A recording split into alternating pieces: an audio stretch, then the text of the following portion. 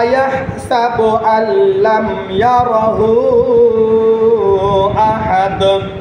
আল্লাহর নবী আল্লাহ তাআলা আবার ঘোষণা করে দিলেন, সে কি একটু চিন্তা করে না, একটু গবেষণা করে না? দুনিয়াতে আমি যত প্রকার রোগ বালাই দিয়েছি এগুলো থেকে সে কি একটু জ্ঞান নাই না? দুনিয়ার বুকে এত ধন সম্পদ দিয়েছি, এত টাকাওয়ালা পয়সাওয়ালা ব্যক্তি তৈরি করেছি, কিন্তু তাকে খাবার জন্য একটা নির্দিষ্ট লিমিটেড করে দিয়েছি। জীবদ্দশায় অনেক টাকা পয়সা অর্জন করেছে, উপার্জন করেছে, কিন্তু আল্লাহ রাব্বুল আলামিন এমন একটা রোগ দিয়ে তাকে দুনিয়ার বুকে নিয়োজিত করেছেন, 3 বেলা সে ভাত খাইতে পারবে না, খাওয়া লাগবে রুটি। 3 বেলা ভাত খাইতে পারবে না, তাকে খাওয়া লাগবে সামান্য কিছু গমের আটার রুটি। এর সিদ্ধান্ত কার? এখন অনেকের মনে হতে পারে আমার এত কিছু আছে, আমি ইচ্ছা মতো চলবো, কিন্তু আল্লাহ তাআলা আপনাকে নির্দিষ্ট সময় করে দিয়েছেন। এক চুল পরিমাণ 19-20 করার কোনো ক্ষমতা আল্লাহ রাব্বুল আলামিন আপনাকে কখনোই দেয় নাই।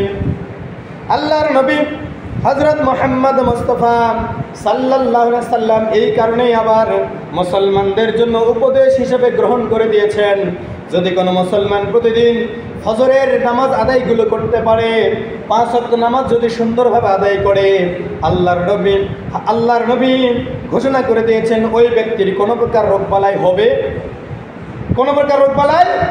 হবে না।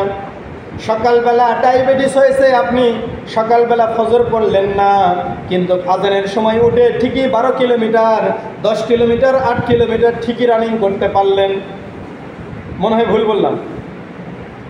ডাক্তার যখন কোনো কথা বলে ওই কথাটা চুল পরিমাণ 19-20 আমরা করি না, কিন্তু যদি কোনো হুজুর কথা বলে ওই কথাটা গায়ের মধ্যেই নেই না। কারণটা কি? এর কারণ হলো একটা, ডাক্তারের কাছে সিরিয়াল দিয়ে বসে আছেন 3.5 ঘন্টা, আবার ডাক্তারের সাথে কথা বলবেন 5 মিনিট, ভিজিট দিয়েছেন 600, 700, 800, 1000 টাকা। এই কারণে ওই জায়গায় যদি ডাক্তার যদি বলে আগামীকাল থেকে আপনি সকালবেলা ডায়াবেটিস আপনার হয়েছে, সকালবেলা রানিং করা লাগবে 8 কিলোমিটার, ঠিকই করবেন। আর যদি হুজুর বলে সকালবেলা উত্তম ব্যায়াম হলো ফজরের নামাজ আদায় করা, ওই ব্যাপারে কোনো পদক্ষেপ আছে? নাই, কোনো পদক্ষেপ নাই।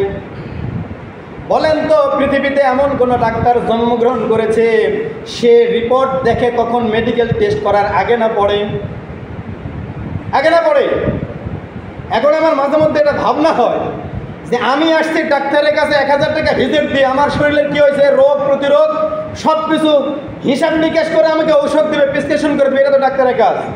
আপনি যখন এই ডাক্তারের কাছে যাবেন, এটা টেস্ট করেন, এটা টেস্ট করেন, ওখানে 2000 টাকা, 4000 টাকা, 6000 টাকা টেস্ট করার পরে আবার সিরিয়াল ধরে ডাক্তারের কাছে দেখানোর পরে আপনার এটা মনে করছিলাম হবে, কিন্তু হয় নাই। অতএব আপনার শরীর সুন্দর আছে, টেনশনের কারণ নেই, এই 5টা ওষুধ খান। তাহলে ডাক্তার টেস্ট কী করলো? ডাক্তার কি টেস্ট করছে? আর আপনি একটা হুজুরের কাছে আসেন, সামনে শুধু দাঁড়াবেন, আপনার চেয়ার একবার দেখার পর আপনার ভিতরে কি সমস্যা সব বলে দিবে, কিন্তু সেটা তো আপনি শুনবেন না। আপনি 5 ওয়াক্ত নামাজ ঠিক মতো আদায় করেন, নিয়মতান্ত্রিকতার মেনে 3 বেলা আপনি খাবার খান, সকালবেলা বেশি খাবেন, দুপুরে কম খাবেন, রাতের বেলা আরও কম খাবেন, আশা করা যায় আপনার ডায়াবেটিস নয়, কোনো রুগী আপনাকে ধরবে না। আমরা তো খাইতে পারি না, এই মতটা আমরা মানতে পারি না। সকালবেলা কিছু থাক আর না থাক, প্রয়োজনে পান্তা ভাত খেয়ে কাজের মতো চলে গেলাম, দুপুরে একটু বেশি করে খেলাম, রাতের বেলা ইচ্ছা মতো খাওয়া দাওয়া করে ঘুমাচ্ছি, রোগ আপনার হবে না তো আমার হবে? সুন্দর করে আবার ঘোষণা করে দিলেন, আলাম নাজআল লাহু আইনাইন। ওই ব্যক্তি কি কখনো চিন্তা করে না, কখনো কি দেখে না, একটু গবেষণা করেও কি তাকে আমি চোখ দিয়েছি, তারা চিন্তা করে না কেন?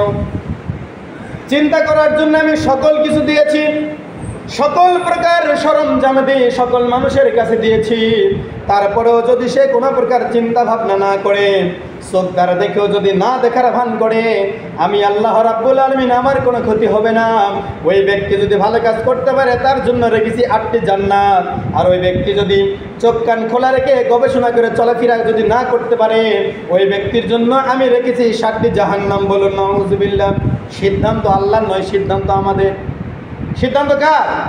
আমাদের। আল্লাহ তাআলা আবার ঘোষণা করে দিলেন, ওয়ালিসানাও ওয়া শাফাতাইন। শুধু তাই নয়, আমি আল্লাহ রাব্বুল আলামিন তাকে একটা সুন্দর জিহ্বা দিয়েছি, আমি আল্লাহ রাব্বুল আলামিন তাকে দুইটা কি ঠোঁট দেই নাই? আল্লাহ তাআলা আপনার আমার অঙ্গ প্রত্যঙ্গ নিয়ে কথা বলতেছেন। যদি সুন্দরভাবে একটা জিহ্বা না দিতেন, বলেন তো আমরা কথা বলতে পারতাম? আমার যদি দুইটা ঠোঁট না থাকতো, বলেন তো আমার চেহারাটা বিশ্রী হতো না, ভালো লাগতো? তাহলে বলেন তো, এই যে অঙ্গ প্রত্যঙ্গগুলো দিয়ে আল্লাহ ঘোষণা করতেছেন তোমরা আমার প্রশংসা জ্ঞাপন করো, আমার জিকির আজকার করো, আমার কোরআন তেলাওয়াত করো, কিন্তু দুর্ভাগ্যের বিষয় আমরা এত নিয়ামত পাওয়ার পরেও আমরা নিজেরা তো আল্লাহর প্রশংসা করি না, বরং আরেকজনের কি নাই তা নিয়ে ব্যস্ত। মনে হয় ভুল বললাম? চিন্তা করা লাগবে। আপনার যদি হাত না থাকতো, তাহলে যার হাত নাই তাকে জিজ্ঞাসা করেন কেমন মজা, যার চোখ নেই তাকে জিজ্ঞাসা করেন দুনিয়াটা দেখতে কেমন, যার দাঁত নেই তাকে একটু গবেষণা, তাকে একটু জিজ্ঞাসা করেন ভাই হাড্ডি খাইতে কেমন মজা লাগে। চিন্তা করেন, গবেষণা করেন, আপনাকে এই স্বাধীনতা আল্লাহ তাআলা দিয়েছেন। আল্লাহ রাব্বুল আলামিন আবার ঘোষণা করে দিলেন ওয়া হাদাইনাহুন নাজদাইন। আল্লাহ রাব্বুল আলামিন আবার সুন্দর করে ঘোষণা করে দিয়েছেন, আমি তোমাদেরকে স্পষ্ট কিছু নিদর্শনগুলোকে তোমাদের সামনে উল্লেখ করে দেই নাই। তোমরা মন দ্বারা গবেষণা করো, চোখ দ্বারা দেখো, মুখ দ্বারা বলো, মন দ্বারা গবেষণা করো। যদি তোমাদেরকে আমি দাঁত না দিতাম, তোমাদের অবস্থানটা দাঁড়াতো কোথায়? এই কারণে একটা এরকম কথা আছে যে আল্লাহ রাব্বুল আলামিন এমন একটা জিনিস দুইবার দেন, ফ্রি দেন, কিন্তু তৃতীয়বার যদি দরকার হয়